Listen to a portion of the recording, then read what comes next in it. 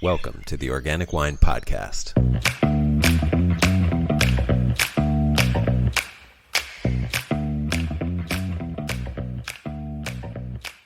Hello, this is Adam Huss coming to you from Los Angeles. Thanks for listening. My guest for this episode is Todd Cavallo, the vigneron with his partner Chrystal Cornish of Wild Ark Farm in the Hudson Valley of New York. This is a dense, practical, and at times technical interview about being a thoughtful, ecological producer of natural wine in the Northeast United States. I was taking notes. Among so many other helpful nuggets in this interview, you're going to get some amazing tips about how to produce a natural Piquette from the guy who started the Piquette revolution. And there are so many things that I love about this conversation. I love that this conversation started with bees, chickens, deer, eagles, beetles, grubs, composted chicken manure, and gardens. Once we begin to understand that the best wine grows from a diverse and vibrant ecosystem, the more we see that these seemingly tertiary topics are actually central to understanding and producing wine. I love that Todd and Chrystal are thinking about not planting more grapes, but rather helping established grape producers switch to organic practices. I love that Todd is extremely thoughtful, not just about what kind of sprays he's using in his vineyards, but who produces those, and how often they must be applied, and what that means for his carbon footprint, and how to spray more effectively. I love Todd's emphasis on using local ingredients, including promoting the use of local materials for fermentation vessels, which actually involved us in a discussion about the American chestnut, which, if you haven't heard, this will be a great intro to what has been called the greatest ecological disaster in history. That's just a teaser. If you have any comments or questions about this or any other interview, please email them to info@centraliswine.com. That's info@centralas wine.com. I'd love to hear from you. And I don't often mention this, but please give this podcast a rating or a review. It would be a big help and a free way for you to support my ability to bring you more great programming. Enjoy. Todd, welcome to the podcast. Thanks for doing this. Yeah, thanks for having me. Good morning. I mean, it's morning for me. It's still morning for you. Still morning here. Yeah. Where are you? I am in the mid-Hudson Valley of New York, about an hour and a half north of the city on the west side of the Hudson River, between Middletown and Newburgh. I always say those are the closest large cities. Got it. Are those cities? Middletown and Newburgh? Towns, cities. Burgs. Burgs, yeah. Newburgh is fairly large. They're both pretty large, and they have a metropolis kind of downtown. So I would call them cities. Okay.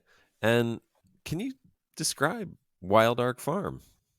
And yeah. I mean, just what it looks like. What the farm is like. What you got going on there? We are a small farm. We're about 9.5 acres. It was a part of a larger agricultural tract of land here that was an alfalfa farm for 100 years. Most recently, for the last 20 years before we moved here, it was a perennial nursery. So when we bought the property, there was a number of hoop houses uncovered on the property. There were 10 in the front and 12 in the back that were just starting to be overgrown with native flora. So that's where the name Wild Ark actually originally came from.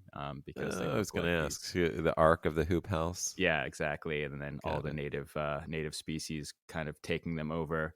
And we have since taken about a dozen of those hoop houses down to make room for our little 1 acre experimental vineyard, which is now planted mostly to hybrids, Itasca, Itasca, Aramella, Arundel, and then a little bit of La Crescent and a tiny block of Pinot Noir.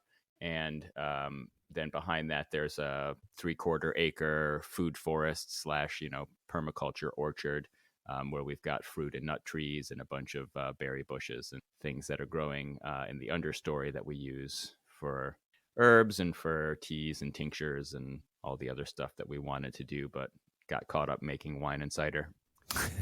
And then also, we have chickens and bees now. A small flock of chickens, about 30, and some of them are just starting to produce. And then we had one beehive that was our experiment this year to try.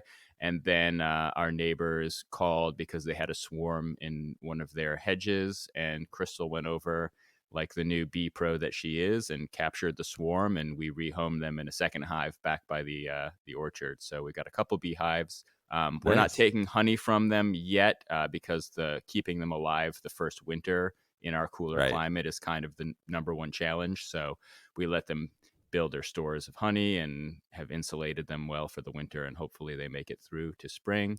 And then next year we'll expand and start pulling a little bit of honey for ourselves and for our beverage program. Nice. Yeah, Wendy and I have kept bees here in Los Angeles. Just we basically did the if you build it they will come kind of thing. Put hives out and wild Nice. bees moved in, and then yeah, same thing. Once you have the suits, you feel empowered to just help anybody with a swarm of bees in your Yeah, neighborhood. exactly. And you're just like, yeah, I'll come over and get rid of a swarm of bees for you. I'll watch YouTube for a couple minutes and figure it out. Right. Exactly. Yeah, it's fun. Yeah, it's been great. I mean, we're still, and we did the same approach. It's like, if we call it rent, just take a tiny bit of honey, once a month during the summer basically, and then that's it. We make sure that they have plenty to, I mean, here it's not near as big of a concern, I'm sure, as you guys have there. And I'm curious about that. What for, for somebody who hasn't kept bees, are you doing the wild bee thing too, or did you get a queen originally? How did that? So we bought a nuke, I guess they call it, a nucleus for the first hive, Okay, which is a Kenyan top bar hive that, Chrystal did all the research, and she's the beekeeper and the chicken master. So got she it. Yeah, knows much more about them than I do, but right. I've picked up in helping out what I can. But yeah, we did buy a nuke for that one, and then the other ones are just wild bees That wild we swarm. we Yeah, captured the swarm. And yeah, if we do expand, we'll probably just be splitting our hives. Yeah, I don't, it's another job, and the more jobs we add without adding more people to do them, the less time we have. So yep. I don't know how much we're going to expand, the bee and the chicken programs, but Yeah, so but far we're well fed. it does feel like it adds something, doesn't it? I mean, Yeah, I should ask that yeah, rather than I would say, we used to say that we're a biodynamic farm, and we still do a number of the biodynamic preparations. Mostly the horsetail tea and the silica sprays, because those are drying and help us with our mildew problems. But I think the bigger picture of what I consider biodynamics to be is that no input farm kind of thing, and that's the goal for us. With the chickens, besides feeding ourselves, is that we're doing the deep litter composting method with the coop, and so we're going to be able to have a really good source of chicken manure for our compost piles that we then use to spread out on our garden beds. And when yeah. we did our testing in our soil for the vineyard and orchard originally, they were a bit low in organic matter and nitrogen, so we spread some chicken manure out on there that we got from another local farm in the early years, but now we'll be able to use ours for all of our soil amendment purposes. So that's a bigger picture reason that we're Yeah, doing it as well. yeah. And the idea was eventually to fully free range them in the orchard and the vineyard. And we free ranged the first part of the flock this year for a couple months in the summer, and we had a lot of fox attacks. So Oh, sure. Yeah, when you've got a small flock and you lose one or two birds to foxes or hawks, which is the other problem around here, and actually we've seen bald eagles all season now, which I grew up in New they York never having seen one, and I saw maybe a half dozen this summer. yeah they So heard from the hawks and the foxes yeah, that there yeah. was free Good food. eating at Yeah, Wild Ark Farm. That's the same yeah. joke we made about the deer the first year. We didn't see a bunch of deer. Then we planted a garden, and the next year, literally a family of 12 deer lived in our yard for the whole winter. So what do you do about that? I mean, this is a real concern. I mean, because farmers everywhere have to deal with this, whether you've got chickens or grapes or lettuce. You're Yeah, I dealing mean with this. So the the permaculture ideal, or the, living in communion with nature ideal, is you plant enough that the local fauna have a bit to snack on, and you can still harvest for your family and your community.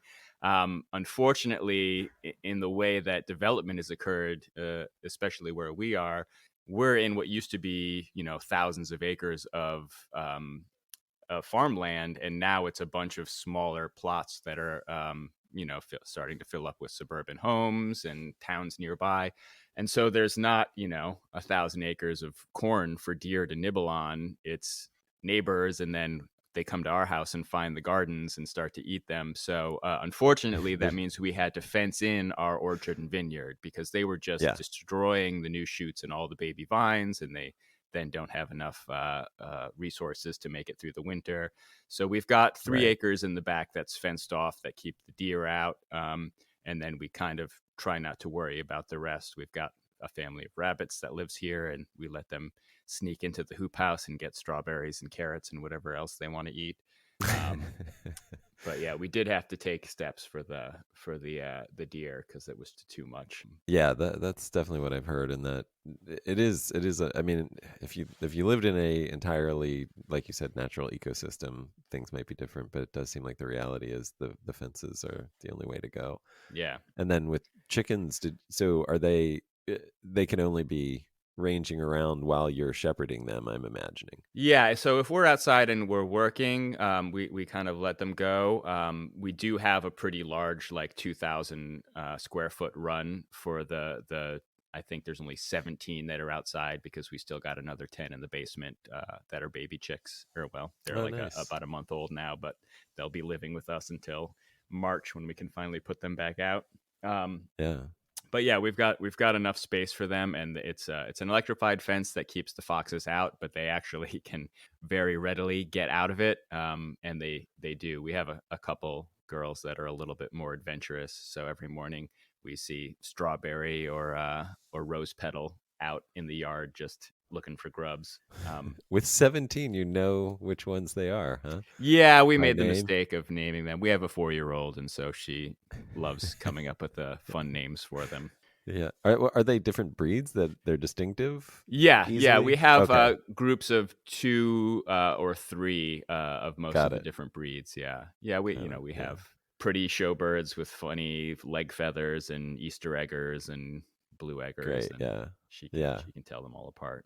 Yeah, we have like 5 reds, and Wendy has named them all according to, because Wendy's a librarian, so they're all named according to female authors like Eudora Welty and Octavia Butler and Flannery O'Connor. Amazing. And I have no idea which one is which. Just I can tell. I mean, I know the groups, so I'll say, that's yeah, either Bluey or Bingo. Those are the ones named right. after her Got favorite it. TV characters, or the rest of them are mostly food: strawberry, marshmallow, bagel, leche flan.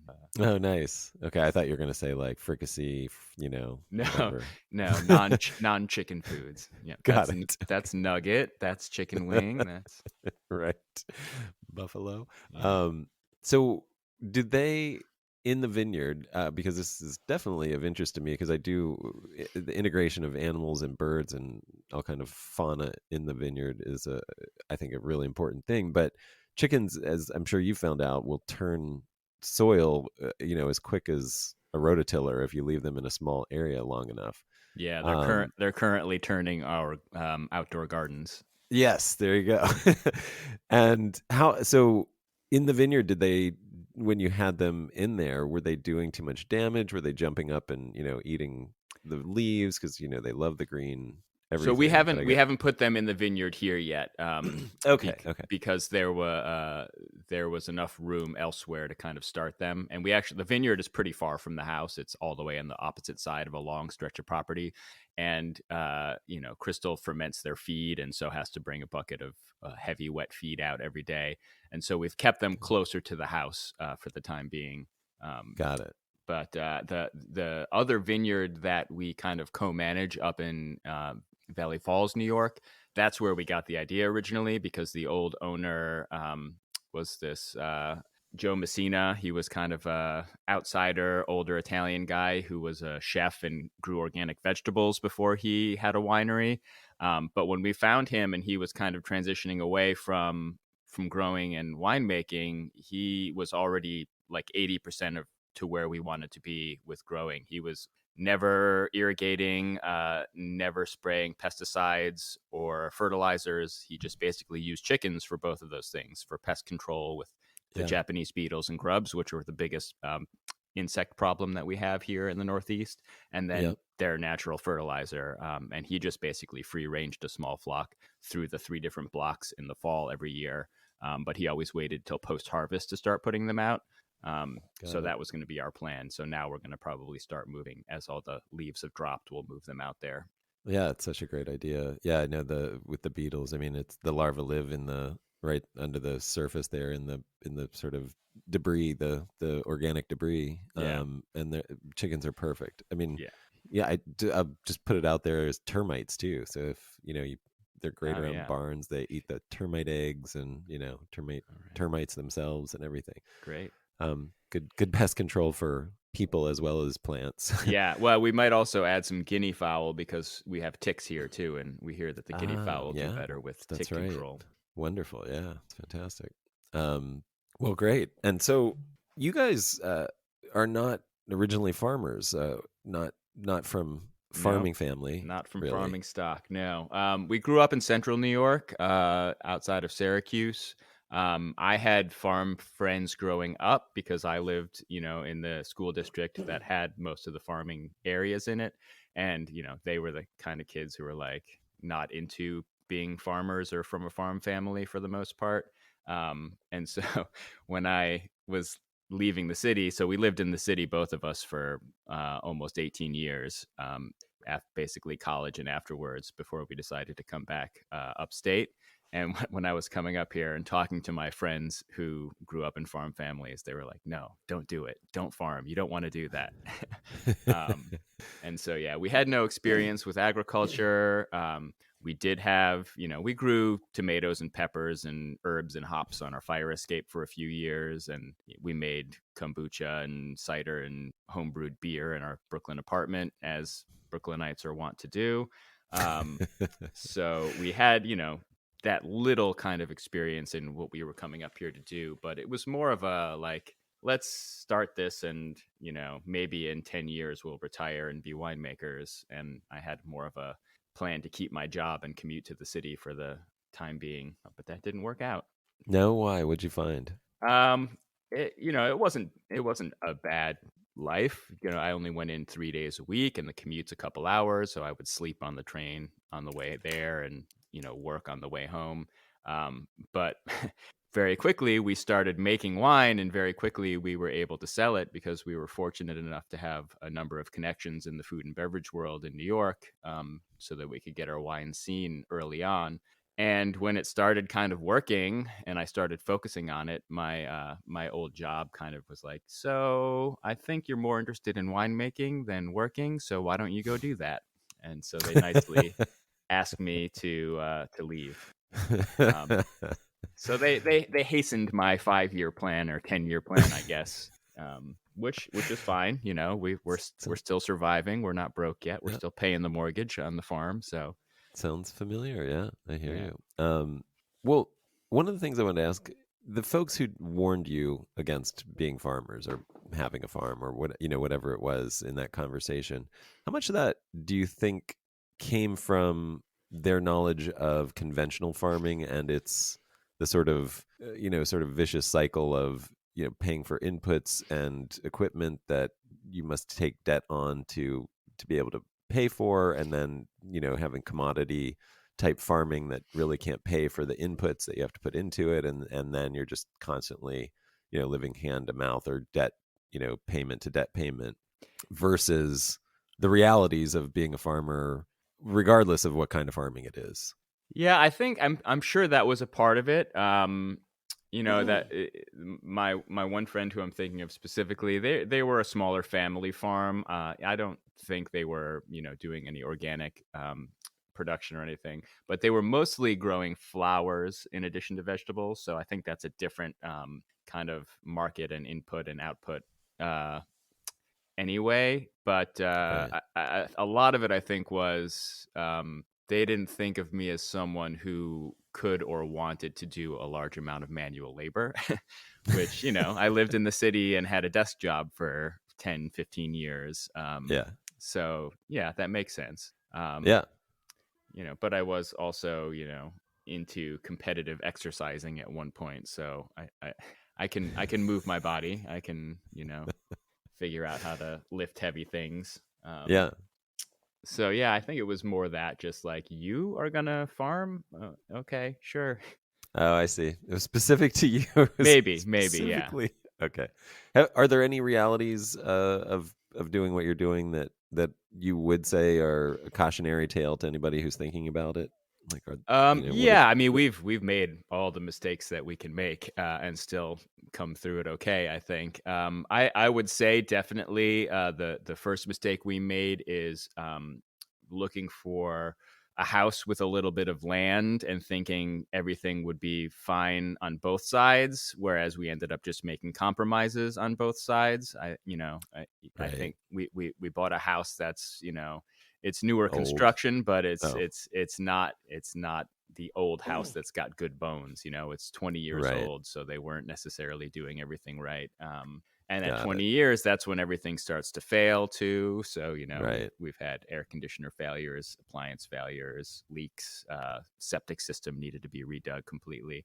Oh, So I yeah. would say, like, if you can find some land to work first and find another living situation that's either a rental or something like that, or find a house and then find some land to lease to start, maybe that's a better bet. But yeah, also in general, it is a matter of taking on debt, and also how green is it to go from living in a city and using public transport every day of your life to suddenly having two vehicles, a diesel tractor, a lawnmower, now a forklift, thankfully, because I couldn't be making the amount Oh, of wine wow. I'm making without it.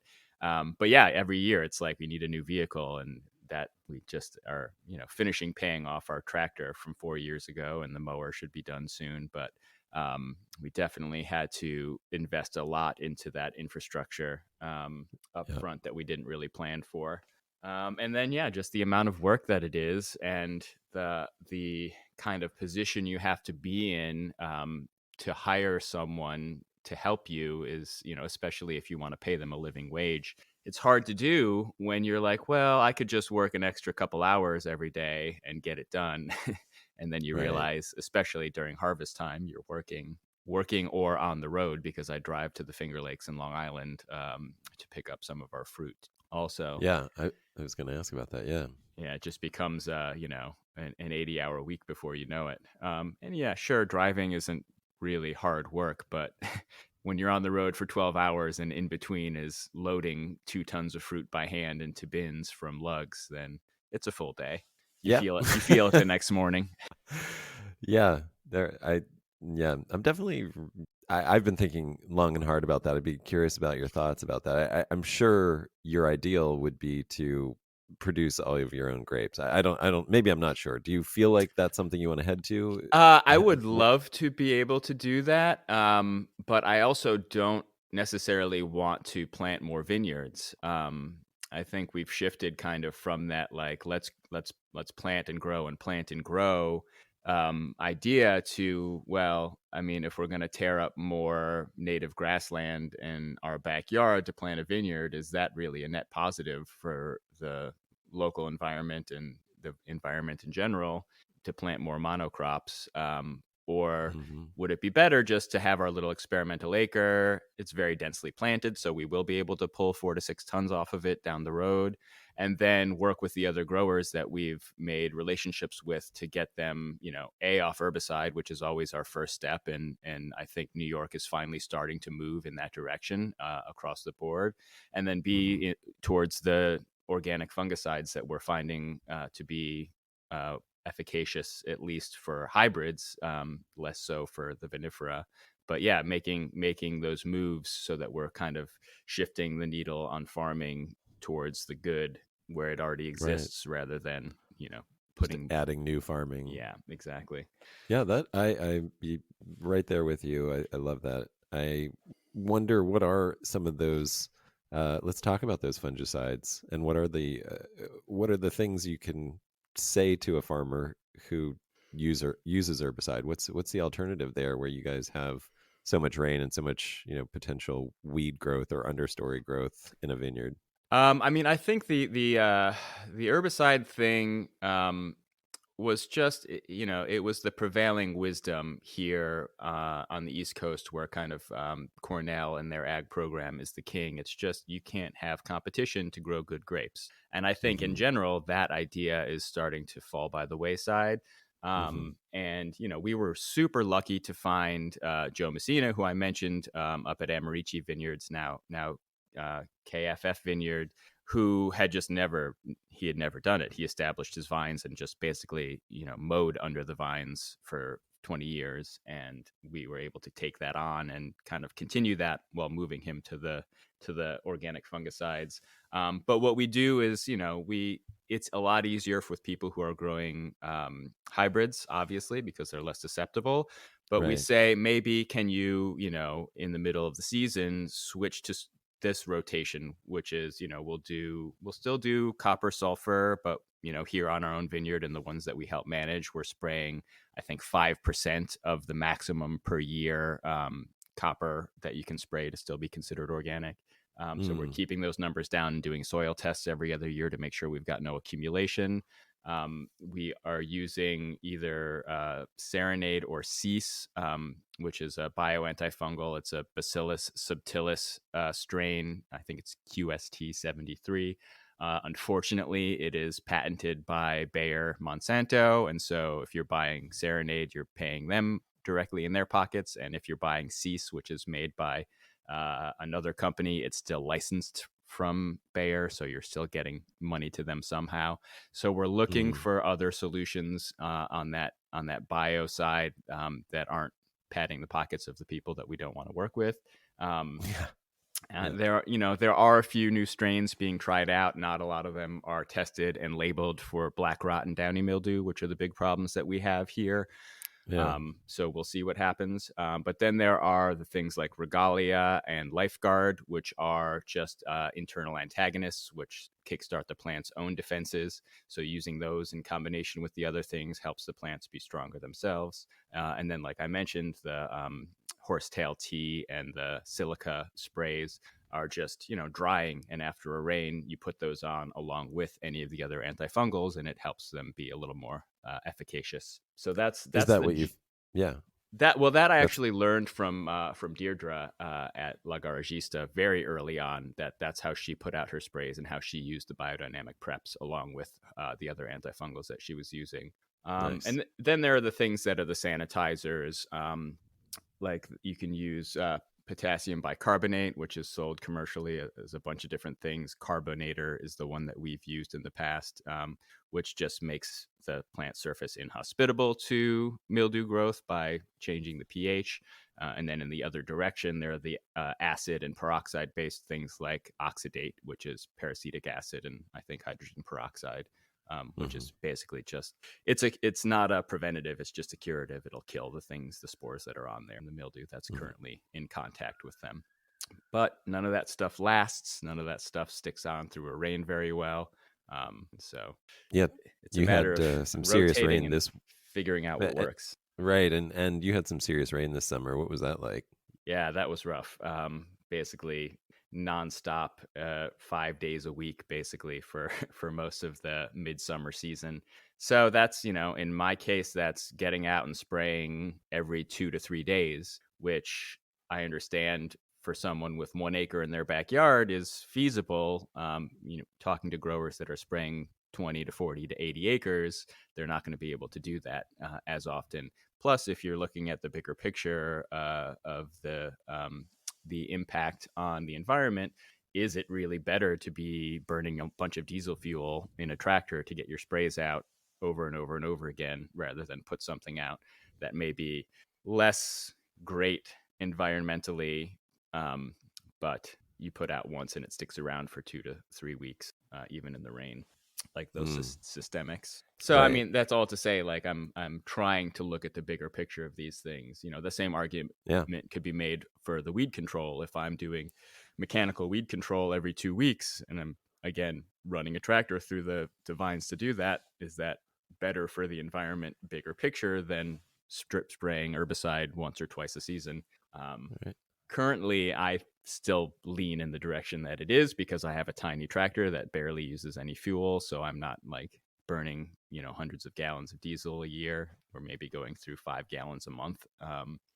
And sure, I would love to get an electric tractor or something that would You're help like, mitigate that somewhat. But unfortunately, they're on the top end of the price range right now, the ones that are available in the US. So that's going to be a while down the road.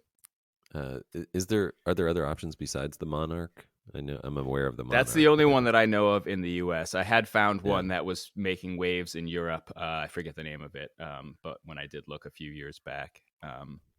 But yeah, that's the only one that I know of so far. Although there's some new studies being done with UV light application for mildew control, and there are some automated robot applicators of those that aren't exactly tractors, but that would Right. basically go out and drive the rows at night by themselves, which Yeah. would be Very amazing. exciting. The things that I've heard about that. I actually am considering doing a whole podcast about that because it does sound.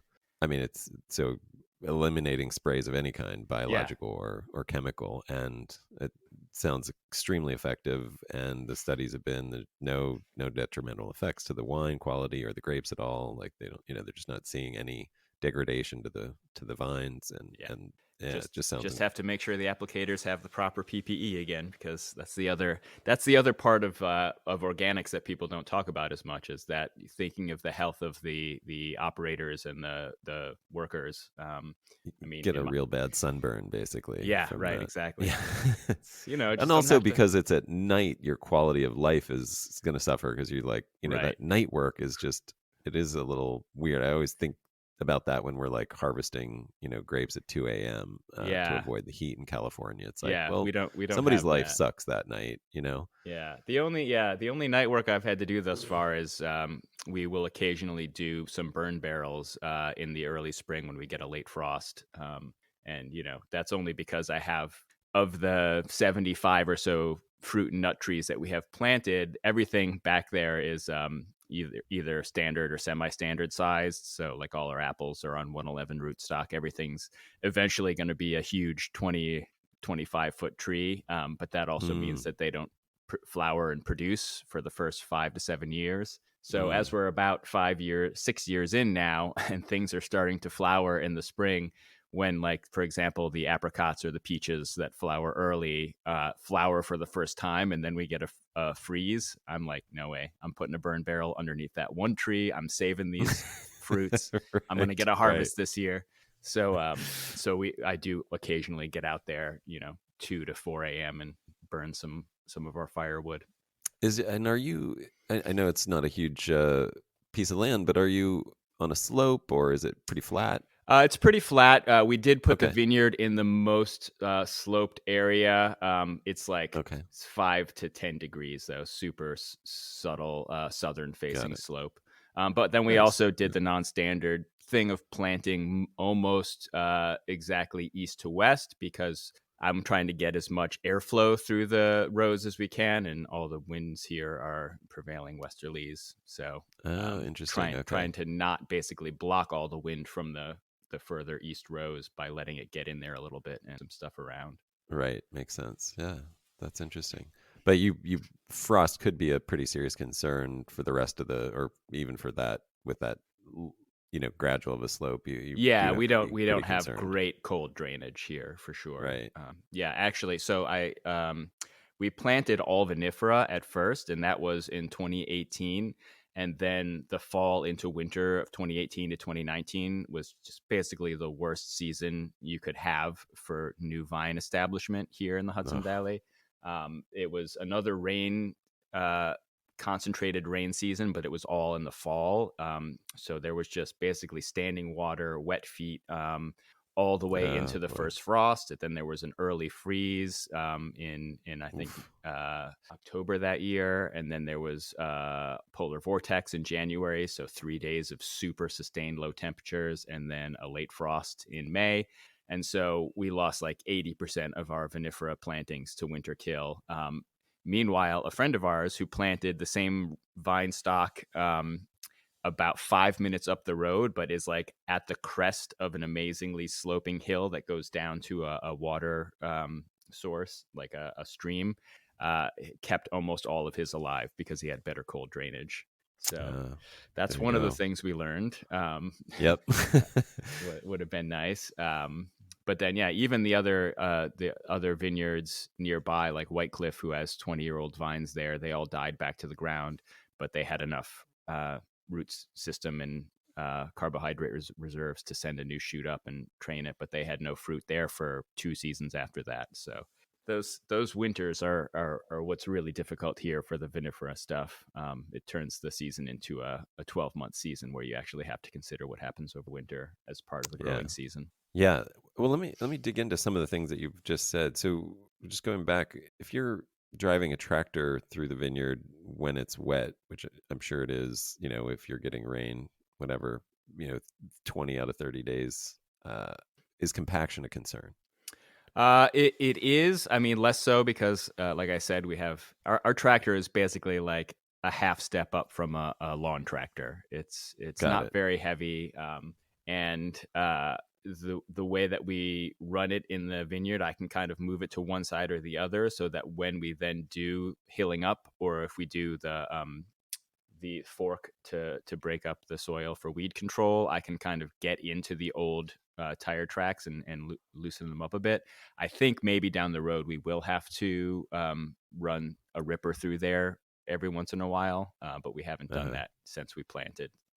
Did you do a traditional sort of vineyard prep where you rip the soil, graded it, that So kind of we thing? did. We ended up. We planted a bunch of stuff by hand the first year in 2017. Uh-huh. Not a bunch, but like 200 As much as vines. you could. Right. Yeah, and then the next year we actually hired a vineyard planting company up here on the East Coast that they basically do most of the machine planting on the whole East Coast.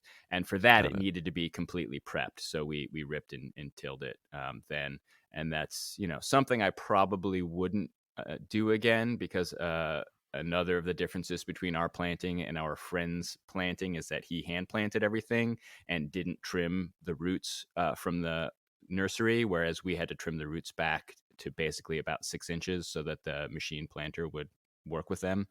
Uh, So that's another thing that we learned, is that maybe leaving as much of the root intact as you can. So we did what all did of you the notice? I mean, I don't know. But just in digging up his vines and ours after a year, we each tested one. You hear that when you plant longer roots like that, most of them will die back and they'll grow back from further up the root system. But his roots all had still 18 plus inches down, and ours were not much past the 6 inches we trimmed them to. Oh, wow. So that was one of the thoughts, that the early freeze that froze the topsoil, the top 6 to 8 inches of soil, if that's where all our roots were, and they were suddenly choked off before they had hardened off for the winter, and his went down below that frost line, and were able to kind of keep things going after that early freeze. That's one of the thoughts that we had that might have kept the difference. And we Right. had the guys from Cornell come up here and walk the vineyards with us and walk his, and they're like, I don't know, you just had bad luck. So we're not sure. A lot of Or, this is just conjecture on my yeah, part, yeah, yeah. but Right. you point to the differences, and they all kind of Yeah. add up to, okay, it's got to be one of those things. Well, it brings up the question, and this kind of makes me go back to you've mentioned soil tests a couple times. Do you have a recommendation for a place that you send your soil to? We send ours to Cornell just because they have a soil lab Okay, there that great. gives us good deals as New York ag people. And they have you can all the tests you can do. So Right. originally we just did give us the general rundown of what the medium is, what the growing conditions look like, and then now that we're again testing for copper every couple of years, we're adding some copper and other heavy metal tests to those just to see. Um, Great. Yeah. but yeah, we get, and it's weird because there isn't even in this area, there's not a very singular soil type that you can point to, because most of everything from the Finger Lakes south is glacial till. And so you've got deposits from basically from the the North Pole all the way down through Canada, just dropping off. We dug some stuff up here and dropped it off in your lap. So Right. we do have mostly granite here, and then we're just south of the Shawangunk Ridge, which is a big white like quartz rock face, like the Mm, like the White Cliffs of Dover, but quartz instead of chalk, I guess. right. And so for the most part, I would say we're on decomposed granite. But then we Uh-huh. have, in the front of the vineyard, we have really kind of dense red clay, 12 inches down. And in the back, it's a little bit sandier. It's very weird. There's no Huh. consistency. But, Do you have any like alluvial soils from the Hudson, or are you far enough away from we're the far river we're that it's... far enough away. Yeah, we're about 30 minutes from the river. So, Oh, okay. yeah. Got it. Right on. The other thing was you mentioned sort of learning from Le Garagiste. What did that entail? Were you friends with her? Did you go do a stage up there? What was the... No, we were acquaintances early on, and then when I was just getting started here, I went to an event at Wassail in the city that our friend Dan Pucci put on with Deirdre and Caleb were both there, I think, and then just I was like, I'm starting to make some wine, can I ask you some questions? And then I got my questions answered, and then we corresponded a little bit after that.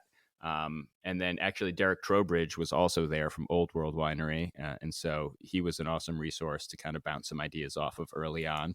And then I had, people here making wine in New York that I could ask questions to. We crushed our first vintage in 2016 with Andrew and Jen up at Eminence Road Farm Winery. And he was very receptive to all my first season questions. And then I think around the second vintage was when I met Zach Klug from Lytton, formerly of Lytton Buffel in Western New York. And he had gone to school for winemaking, and he had made wine commercially for some bigger people and cider also for a couple years. And so he was someone who had the kind of book learning side of winemaking, but also was doing what I wanted to do, which was making wine with as little intervention as possible. He maybe more dogmatically than me. But yeah, he was a great resource too. And then it's like, I think we actually connected because, we followed each other on Instagram, and he saw that I had the same $200 tow behind sprayer that I was spraying from my golf cart at the time. So we commiserated on not being able to afford real machinery. Is that what you're still using No, I with actually this? finally the beginning of last season, got a Jacktow air blast sprayer, which I had been Nice. looking for forever. Couldn't afford the real deal, so was trying to find a used one, and then found this company. I think they were up in Minnesota, who had bought one and couldn't sell it locally, so it sat on their lot unused for 2 years, and basically sold it to me as new for half price, which was amazing. Nice. That's fantastic. Good to know. The Jacktow. All Yeah, right. Air blast. yeah, Well, I mean, you're a Brooklynite, so the natural wine thing makes sense. Just to, yeah. to totally give you a little shit, but um, It's but totally accepted. I get it. And when we started this journey, I was kind of thinking like, they always say the Loire Valley has been filling the cafes of Paris with, vin de soif, or natural wines, whatever you want to call yeah, them, for 100 years. Like, why isn't the closest wine growing region to New York City, which is ostensibly the largest natural wine consuming city in the world, doing that? And so that was the right. idea originally, is like, all right, we'll move up there, we'll farm, we'll do some, fruits and vegetables, we'll do eggs and chickens. The idea was to have a diversified farm and also try making some wine and cider as a part of that. But turns And out that other people had the same idea that I did, that people should be making natural wine up there. So as soon as people heard that's what we were doing, it was like, oh, let me try it. Okay, let me buy some. Um, did so do your values around the kind of farming that you're trying to do, did that come after sort of being infatuated with these beverages or the foods that you liked? Like what was the order of occurrence in your life? Did you have a aha moment when you were like, good agriculture matters, and Well, that we Chrystal should? and I were both vegan for 10 or 12 years growing up. And so the thinking about food maybe started there, in a Yeah, different way. But then, when I did start eating meat, or when we both started eating meat, it was, okay, well, we're going to do this, but we're only going to do it this way. We're going to eat meat that's raised this way. We're not eating fast food. We're not eating, I mean, we're very privileged to be able to make those choices for ourselves, and to, only eat organic produce whenever we can. And so, yeah, we were eating organically before we were drinking natural wine.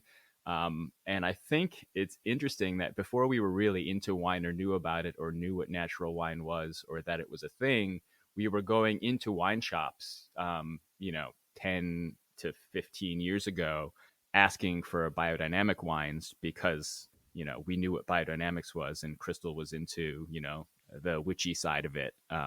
And so then once we got more into wine and learning more about the kinds of wine that we liked, we were like, oh, this is like a whole thing with organic and biodynamic growers making wine in this certain way. So I think it kind of all came together from those disparate kind of on entry points. got it. Well, you also, all right. Let's how did Piquette come into your life? You have on your Instagram that you started the Piquette revolution. You want to Yes. talk about that? How did That that that's happen? that's a little cheeky. Just You being silly invented about it. Piquettes, right? Right. I went back in time, 2,000 years. So the idea for Piquette existed obviously long before we started making it, and our inclination toward trying it was our friend Tristan Guild, who at the time was working at Kingston Wine Co. He's an idea man, and he's always reading these old books about wine and spirits, and he brought this book called The Red and the White: A History of Wine in 19th Century England and, or sorry, France and Italy. And he's like, oh, check this out. They talk about this thing Piquette in this chapter. You guys ever think about making that? And I had thought about making it because I had actually, the first year, 2016, done a second wash of all the grapes and had the Piquette sitting in barrels until I eventually distilled it. And I had also made Ciderkin, which is the cider version of Piquette that year. But neither of Mm, them were kind of really commercially viable because they both were a little too funky and ended up better off the still than as a standalone product. yeah. But then, yeah, I was like, you know what? You're right. We should try to make this work the next year. And so we did a second wash of all of our pomace, and again, just kept it in barrels or tanks. Over the winter. And then in the spring, we bottled it in a dozen different test bottlings with different amounts of tirage. We use local wildflower honey as our kind of tirage for bottle conditioning. So we did, 8, 10, 12 grams per liter to see how it carbonated best. And then we added back percentages of the press wine to it to give it a little bit more body and flavor, and bump the alcohol up closer to 7%, which was both to make it taste better, but also because 7% is the magic percentage where you can still sell it as wine. Mm, And so, yeah, we ended up at 15% of the press wine added back. And we tested all the bottles. And when we figured out the 15% and the 12 grams per liter was what we liked, we bottled the whole run of everything that season that way, and just decided to bring it to raw and pour it for people and see if anyone liked it. And I mean, enough people liked it and bought it that we made more the next year. And then other winemakers started coming to us saying, hey, I'm going to try this. And we're like, yeah, go for it. We don't have any ownership over Piquette at all. We were just the first ones wild enough to try it. all right. I mean, is it possible to make a Piquette in a 0-0 style? I mean, you're adding a bunch of water, which has no acid and no protection to it. You're lowering the alcohol. Yeah. You're not. You have to add acid and sulfites, I imagine. We actually don't, and Okay. that made for some funk the first few vintages until we kind of figured out our process a little bit better. Okay. So yeah, that first year, that one of the piquettes that we made, a Riesling piquette, actually we did not bottle in the spring because it smelled and tasted like vomit. Yeah. But we left it in the back of the winery over the summer, and then I was about to dump the barrel in the fall to make room for harvest, and it smelled like the most delicious pineapple soda I'd ever smelled. And come to find out that butyric acid is a byproduct of some lactic acid bacterial activity, and that's the acid that's in your bile, and that's why it smells and tastes like vomit. But in the process of Mm. ethanol, that'll reduce to I think it's ethyl butyrate or ethyl isobutyrate. I don't remember. Either one of those things is basically like artificial pineapple flavoring. Um, so that's one of the things I learned with this low intervention winemaking stuff is that some things, if given enough time, will, if not right themselves, at least make a more interesting compound than the one that's left behind. And that's one of the things that I learned actually about mouse from the brewing Right. community is that I think it's ATHP is like 100 times more flavor active than ETHP, and there's a reduction pathway whereby, in the presence of Brettanomyces, it'll reduce from ATHP to ETHP. So if you've got a mousy wine that's been bottled unfiltered and still has any Brettanomyces in solution, if you leave it long enough, that mouse will drop below perceptible threshold because it's going to be 100 times less flavor active. So that the And this timing is thing is one of the big things with natural wine, and trying to release things when they're ready is harder for a small winery starting up, but it's getting easier for us. yeah, patience is I think hard for everybody financially and just in in any way. I Yeah, mean, patience is definitely uh one of your biggest assets, I think, as a yeah, winemaker, one of the hardest things to have. for sure. But Um, that was a big tangent away from Piquette. We can get back on that. No, no, I think it's all relevant. I think this is a great tangent. I Yeah, mean, just to, it's one of those things where sulfates, in this case, both the absence of it is both the cause of and solution to the problem. yeah. So it's kind of like if you had Well, added them, you wouldn't have had that problem. But if you had added them and got that problem, you wouldn't have been able to get rid of that problem in some right. cases. Yeah. I think a lot of the issue for us too is that we're canning a lot of the Piquette now, and you have to be Ah, super careful with sulfite levels for things going into can, both because yeah, it's a more reductive environment, but also because the can linings can have reactions with copper and sulfites, and so they right. kind of force you to keep those limited. But what we've done is we've adjusted our process over the years. There's like an old treatise on agriculture by Rosier from like the late 18th century, or I guess when was it? Yeah, 18th century in France. And he has pages and pages about Piquette production and kind of breaks it down. And one of the things they do is they add the water a little bit at a time so you don't overwhelm the must. And we've started doing that because that actually keeps the pH a little bit lower for the first part of the process. So rather than Mm, adding all of our water at once now, we're basically adding it just to under the surface of the must. We're doing it in a sealed environment as much as we can. So if we've got variable capacity tanks, we'll do got our it. Piquette macerations in those with the lids on so that it pushes enough CO2 to blanket itself. Nice. And then, yeah, we're just adding the water a little bit every day until we press it. And then, just kind of figuring out where to add that press wine back in. We used to do it at bottling, but now we're doing it usually right after pressing. So again, we get that pH and alcohol bump for the bulk aging process. All of those things are helping us make a little bit of a cleaner, more fruit focused Piquette than we were in the earlier years, where we kind of embraced the funk, but sometimes could not rein it in. So adding that press juice, so you've still got pretty active living juice at that point if it's straight off the press. So I'm sure that helps just get things moving as well. Although I'm sure the skins have plenty of everything on it as well. The must is full of all that as well. Yeah. Um, what were those ratios again? What were the? So I we mean, do you had want we to? had about 15% of actual wine back in, and I Right. say it's press juice. Our press isn't super efficient, so we don't really get hard press fractions off of it. And for someone worried about yields, that's could be problematic. But since we're piquetting everything anyway, we don't worry about it. We just, we press Right. until it slows down, and then we cut it off, and then all of that goes into the Piquette maceration. Got it. We And can what add a little bit like less wine what back. kind of press are you using? It's a 90-gallon basket press with a water bladder in the center. Okay, so you're not cranking a handle.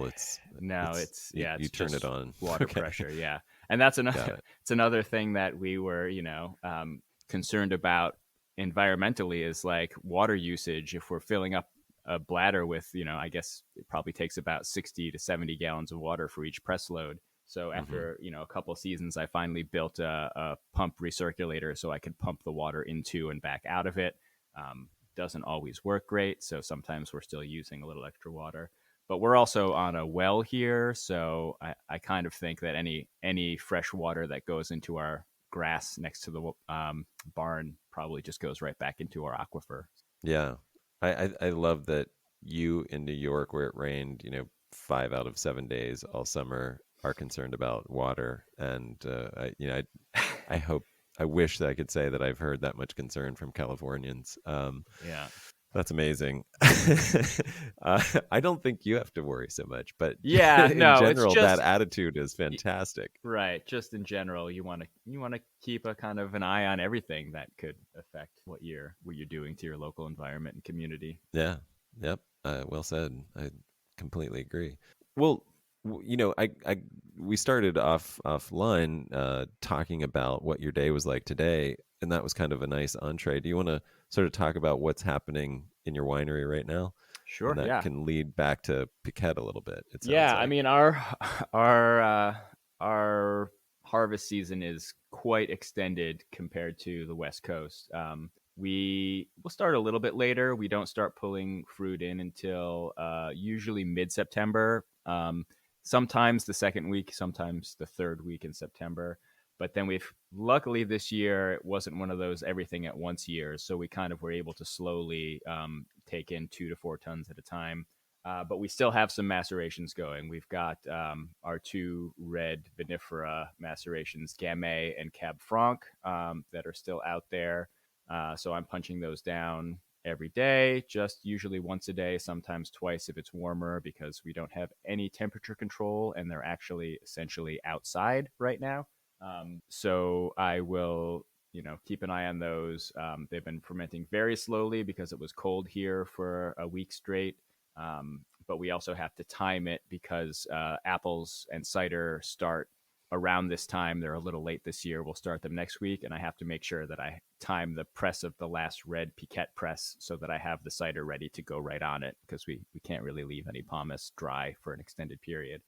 Are you, if I interject for a minute, are you a later apple harvest than further north of you? I mean, it seems like you guys are even uh, later than, I follow like Eve Cidery and, We're not, but again, apples are. I mean, there are so many varieties that, right. So variety dependent. Yeah. yeah, Tideman's Red and Early Max will come in September when all the grapes start, and then other stuff. The interesting thing with apples is you don't have to process them as soon as you harvest them, and most people actually like to sweat their apples for a month or Right. more to increase the sugars and get the flavors going a little bit better. Yeah. So a lot of it is just that bins of apples will come in and sit around, and then we get to them when we get to them. Or we have some friends with better grinders and presses for apples than we have, so we have them actually processing some fruit for us. Got it. Yeah. So yeah, we can wait on that stuff, which is great. But yeah, we're expecting the first bit of the apple harvest that we're using this year anyway to be. So we'll get that Great. stuff So, on the skins and and the timing of that, sorry, I did interrupt you. I'll get you back on track. But the timing of that is because what you do in terms of the blending of your grape and apple right. musts and Yeah, things. the co-ferments. Yeah, we've been making this sweetheart, which is just it's called a grape and apple wine according to the TTB, but essentially it's just fresh cider on grape skins, and the grape skins have been used twice, once for the wine and once for Piquette already. And so they've got a nice kind of colony of lactic acid bacteria in addition to the native yeast. and so we're using that as a kind of both an inoculant for the cider, in addition to whatever native yeasts are in the cider and on the apples themselves, and also to add a little bit of color and structure from the red skins. Got And it. and Now, do you want that the lactic acid? I mean, is as I've understood it, and I probably misunderstand it. I hear in cider making, you don't really want MLF to happen. Is that the Uh case here, or that is that that is true. But I would say it's true also in the same way that you don't want it for Riesling or any other number of whites that we make right? and embrace malolactic fermentation. So every time I pour a Riesling at a tasting, I have to explain, like, you're gonna say this tastes like Chardonnay, and that's because it's gone through malolactic fermentation, and there's nothing we can do about that. Everything does that we make. And Got it. So your ciders must be pretty distinctive then, or or it's in some cases, more so than others. Like the fall cider that we put out, which spends a year in a combination of neutral oak and chestnut barrels, that definitely gets a much more rounded kind of edge. Sometimes there's an almost like bubblegum thing that happens to the sweetness that oh wow, without enough tartaric or citric or other acids to back it up can be a little bit flat, I guess, flabby on the palate. Um, but in our case, I think it works with this particular blend. Stabinet and Rhode Island Greening Stabinet. It's bittersweet. It's got a lot of that kind of butterscotch, but like dark texture also behind it. And then the nice. greening has enough acid to kind of keep it interesting. But for the most Got it. part, we're using Northern Spy as our base for our Sweetheart and our other ciders that we do for the spring releases. And those are just like acid bombs. So there's always enough acid there to keep it interesting, even at post mallow. And then the Got it. pH also is much higher than the Piquette fermentation. So it, to some degree, it will arrest those lactic acid bacterial colonies because they're not as comfortable at 3.1, 3.2 as they are at 3.5 and above. Gotcha. And are you with these ciders? Are they all sparkling? Are you doing Yeah, any still? we've done one still cider in the past. It's hard to sell cider, and it's even harder to sell still cider. But Yeah. if we do think that it makes sense to be still, we will bottle it that way and just suck it up and try to force people to buy it. The can cider that we just did for the fall, that Dabinet and Greening, we actually carbonated much less this year. It's like 1.5 volumes rather than closer to 3, which we do for most of the other stuff, because it has texture and structure and doesn't need it as much. It's lightly Got it. carbonated, but almost perlant instead So, of pétillant. what are you doing for can carbonation? Are you We in can fermenting? Yeah, exactly. We do the same thing that Wow. we do Okay. for the bottles, where Got it. the day before, usually the night before canning, sometimes the morning of, depending on how much volume there is to do, we will rack everything to a new tank on top of the tirage, which again is local wildflower honey. We're still buying the honey from other producers because we don't have nearly enough ourselves. Right. Maybe someday we'll do at least 1 or 2 cuvées with our own honey.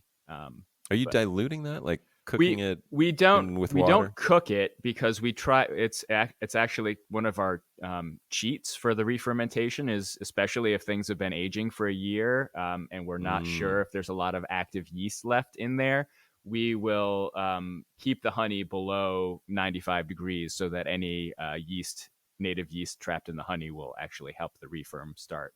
So we basically nice. mix it with warm water up to about 90 degrees, about 50-50 by volume. Got So it. so it's like 12 kilograms of honey in a 1,000 liter tank, and then 12, a couple liters of warm water in that to wet it down. Then we put that in the tank, and then we rack on top of that so that it kind of stirs up and blends as it goes. And then I have to Right. drive it 2 hours on the back of a truck to get to the canner, so it mixes up pretty well on the drive too. This is amazing. This is very cool. Did I interrupt you? Were you finished talking about Uh, canning? Okay, I I think think that so. was Yeah, it. yeah. Yeah. Just the Okay. honey tirage. So you are using chestnut barrels. Is that where are you getting those from? I bought 2 chestnut barrels from one of our barrel brokers. We have a New York barrel guy and a California barrel guy that we use for buying mostly neutral French oak barrels. For the most part, we'll buy 4+ year used barrels. But Uh-huh. one year I wanted to play with chestnut barrels for cider. And so I bought a Uh-huh. couple new chestnut barrels. It's one of Uh-huh. those things where I was like, oh, we just sold a vintage. I got a little money. Let me spend, 800, $900, whatever, on a couple barrels. Well, 900 each, I And guess. where do you know where the chestnut was grown? Is it Uh, Spanish? it's French also. It's also French. Okay. Yeah, yeah. I forget the name of the producer. It's a Tonel of Southern. Okay. But yeah, that was just a thing that I had read that cider in chestnut was kind of an old school American thing to do, and I wanted to try it. And then actually that year we couldn't get as many apples as we wanted, so I ended up only using one of them for cider, and then one of them has been a red wine barrel since then for our Marquette from that Amarici vineyard.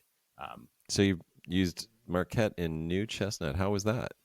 it was awesome actually. Chestnut it's like it's got kind of a spice similar to French oak, but without the sweetness and vanilla. And Oh, it does add the texture. is it a little more tannic impression? Yeah, especially when it was new. Less so now. Right. I might end up getting another one down the road because essentially that was one new barrel out of, I think we had 6 barrels of Marquette that year. So it was still only a small percentage of the total blend. And then slowly 3 years now with neutral chestnut at this point. Nice. Yeah. But Yeah. then No. yeah, I'm. Go ahead. Sorry. I was gonna say then the other one is we use for that fall cider, the And Dabinet how and was that? breeding blend, and that's Did you have a preference? I like it for both actually, which is why I'm Great. thinking about maybe getting a few new ones again to put into the rotation. I didn't know you were doing that, but I'm very. I'm sure you're hyper aware of the chestnut blight that killed all of the American chestnut, Yeah, and so we that's have some American chestnuts planted back in the orchard that we're trying to keep fantastic. alive and use Fantastic. for the endosperm collection for the American Chestnut Society. Fantastic. Yeah, no, I have a good friend in Pennsylvania who's doing that where I'm from, and he's already got some nuts. He grew some nuts this year. Very exciting. And we actually like to draw attention to that. We want to ultimately try to piece together a barrel or some toasted chestnut from fallen. The ones that grow back from the stumps that are dead of the old trees, but Yeah, they keep putting out new shoots and they'll last for maybe 5-10 years. So we're he's collecting them and sending us little cuttings so that we can sort of toast them ourselves and maybe add them as like chestnut cubes to some little trial things as well, just to give a little attention to what's happening with that. But amazing. that's very Yeah. exciting. Yeah, I did. I Yeah, do. I've often thought like, what if with our changing and expanding idea of terroir, why aren't we using more local and native fermentation vessels? So yeah. I'm like, I was like Yep. starting with French oak, and it's like it's also a lot easier to buy them cheap and used. So early on, it wasn't really an option for us to find like local American stuff. But there is a cooperage up in the Adirondacks that does some really cool stuff. And I bet they would be down with finding some fallen local trees and working with them. So maybe down the road, Yeah. that's in the cards for That's us. fantastic. Yeah, I fully support that. And for anyone who is listening that isn't aware about that blight, essentially the entire eastern coast of the United States and North America, it was probably if not the most populous tree. It was huge. It supplied, entire economies, local economies with food, with wood, with tools. They called it a cradle to the grave thing because, your cradles would be built out of it, your coffins would be built out of it, your homes would be built out of it. And then with globalization, just like phylloxera, we took phylloxera to Europe and just decimated the European vinifera vines. Chinese chestnuts brought to North America had a blight that our local chestnuts weren't resistant to, and basically killed every, like millions and millions of trees. And then what the blight didn't kill, the government programs to try to stop the blight killed and there are no more American chestnut trees other than these sort of holdouts and Yeah. the people that are now planting from seed, trying to get a new DNA mutation that is resistant in the American chestnut. Yeah. Um, Yeah, but yeah, I it's think the hope is they're trying to find something that's like 99% American genetics with just the right. as little transferred as possible from any of the other gene donors other than the and they do have the American Chestnut Foundation Federation, I forget, ACF, whatever they are. They do have seedlings of the resistant trees that they're sending out to people, but it's a pretty long wait. So Yeah. we're currently just, like I said, growing the non-resistant American trees that are not going to make it, and we'll keep them alive as long as we can, and then hopefully take some collections from them into the Federation for crossing down the road. Yeah, it's really exciting. That's cool. I had no idea you're doing that, but congrats. That's very cool. I also want to, be respectful of your time, but before we wrap this up, you had some great news recently. You were included in a pretty stellar lineup of producers who are making wine for Patagonia, Yeah, who just started their own natural wine selection, which is really exciting. Well done with that. Congratulations on that. You're thank you. doing Yeah, your Marquette. You're doing a yep, Marquette for them. yeah. You want to talk about that Marquette, where what how that's made, where that comes from? Yeah, so that's the Marquette we've talked about a couple times. It's up in Valley Falls, New York, Got where it. the vineyard is. It was 20 years of like almost organic production, and then as of 2018, working with the old owner, we moved them to full organic on their spray cycle. But already there was no herbicide or pesticides ever used there. And yeah, That's we one of the great things about Marquette, right? I mean, it's one of the most successful hybrids that have come out of Minnesota, and it's cold resistant, it's pest resistant, it's mildew resistant. All of the not yeah, yeah, like fungal resistant. and it makes decent Go, wine. it makes right decent wine. I Yeah. think some Pinot parentage in there. Yes, yeah, yeah, and I mean, that's interestingly, that's I think kind of a shift in the programs both at Cornell and Minnesota, and also the parallel work going on in Europe. It's interesting that it's total parallel processes without any sharing, because you can't really send that stuff back and forth without 20 years worth of paperwork. Um, Right. but essentially, they're focusing now not on only making something that will survive in this climate, but that will thrive by also having those disease resistant qualities. So the last Right. 10 to 15 years of releases from both Cornell's labs and University of Minnesota are proving to be much more disease resistant and easy to grow for those reasons. So yeah, we were able to help get those guys to full organic growing, and then the new family that bought it, they're not growers or winemakers, so they just basically do the spraying and pruning for us, and then we go up and harvest everything with them in the fall. Um, and yeah, Vanya and Brian, who kind of shepherded this project for Patagonia, reached out, and Brian came here and tasted through a bunch of That's stuff with Brian us. McClintock. Brian McClintock, yeah, and Vanya Yep. Filipovic. Right. And yeah, he She's tasted. got her own. She's got Yeah, her own thing from the Finger Lakes, right? she does Vin Damijan imports in Okay. Quebec, and she does Oh, the got beverage it. program for Joe Beef in those restaurants. Got it. Okay. And so yeah, he came and tasted through everything, and we talked, and told him about that farm and how it's been great for us, and he said, why don't we try, because it was actually in the middle of the 19 vintage, and he had us hold back 2 barrels from 19 and do a kind of Solera blend with 2 barrels from 2020, and do a multi-vintage blend, because both of those years were a little hard. The 2020 with some drought in the middle, and the 2019 just in general, there was a lot of mildew pressure up there. So he's like, yeah, why don't you blend them and make a multi-vintage blend? That way it's not also taking your whole harvest for the year. Can blend the Hmm. two. And so yeah, we kept 2 of the barrels from 19, blended them from 20, and then yeah, we're able to do a organically grown 0-0 wine for them, fit right into their ideas and their ethos. And yeah, I didn't actually know who any of the other wineries were until we were already like well into it. I think we'd actually already sent them the wine like a year after the process started. And I was like, oh yeah, who else are you doing this with? And the list was just like, oh really? And us? Okay. All right. Chateau de Peru, Yeah. Corneliuson, Yeah. Mine Mineclong. clone. Yeah. Yeah, all the heavy hitters. That's really well done. I mean, congratulations. That is like an honor as well as just a really cool accomplishment. Yeah. It was super Um, fun. and I noticed it's pretty low alcohol. I've heard that Marquette is pretty tart unless you get it pretty ripe. How is that? So Is, it is, and it's it's this year actually is the first year that we got some Marquette in about a month later than we harvest everything else. uh-huh.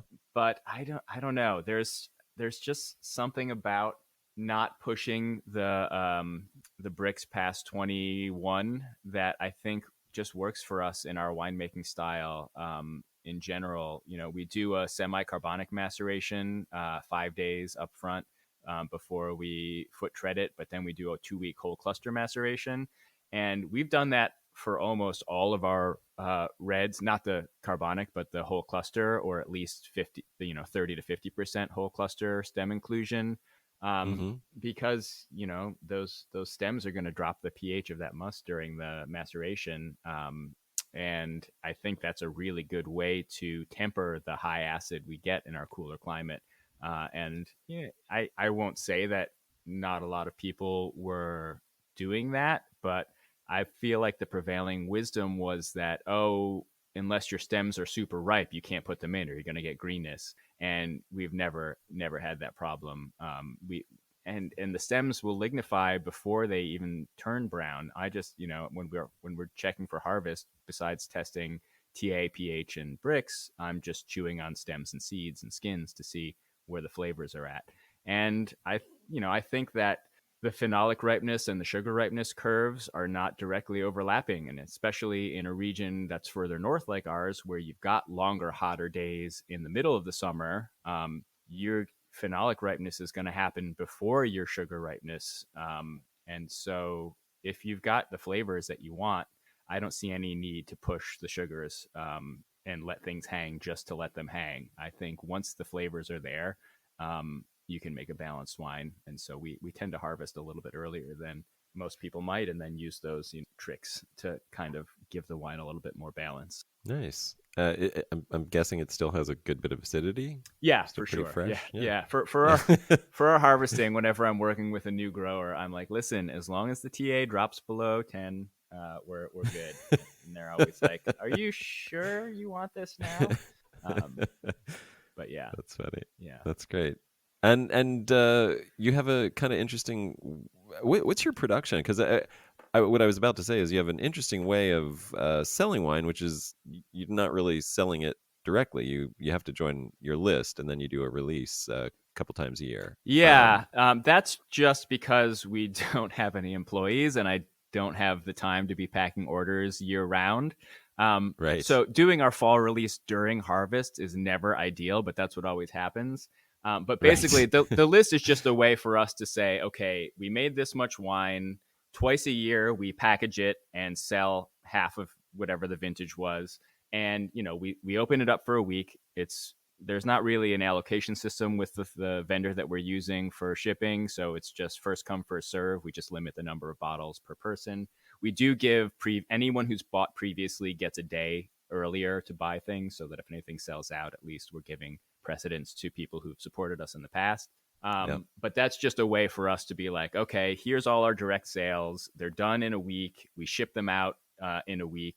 We know how much we sold, and then we don't have to be packing or shipping the rest of the year. Then everything else gets put on a pallet and on a truck to our distributors. It's worked Got for it. us so far. We've been able to keep about 25% of our sales as we've grown in the direct to consumer portion, which has kept us afloat. But yeah, I don't know. We kind of like landed on that, and it hasn't broken yet, so we're sticking with it and figure out something I mean, better.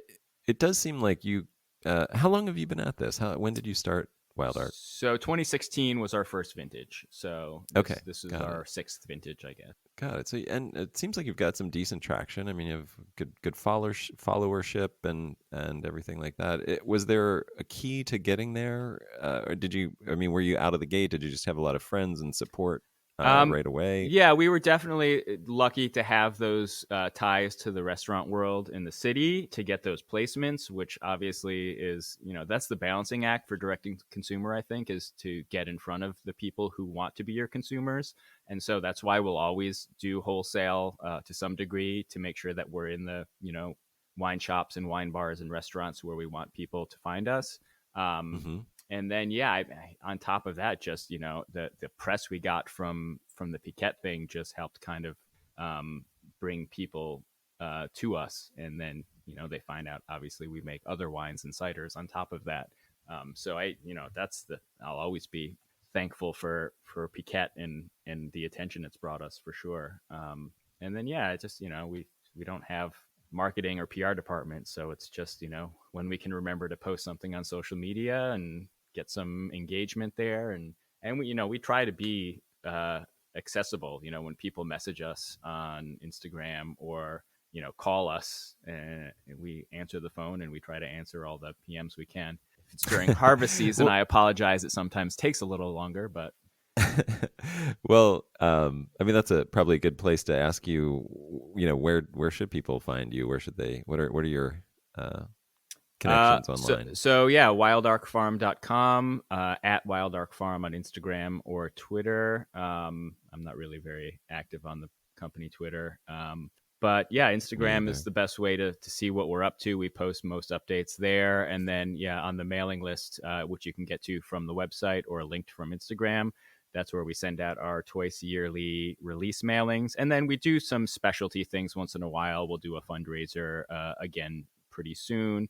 And we're going to do a holiday market, but that will be for on-farm pickup only. I'm going to start selling some of the spirits and vermouth that we've made, and we can't ship spirits. So unfortunately, you've got to be close and come to us to get those. Are you buying pre-distilled spirits or using your own stuff so to distill? for some of the nocino that we've made in the past, we've got some organic corn-based neutral grain spirits from our friends at Matchbook Distilling out on Long Island. Okay. But then we also did distill some stuff with our friends at Never Sink. So we had a puncheon of wine that did not go where we wanted it to, and we brought it to our friends at Never Sink to do the first pass, and then we took the low wines back here, and then we distilled that a second time into some grape brandy, which we used for the vermouth, and then we also made a small batch of arak this year, which is something I've wanted to do since we started.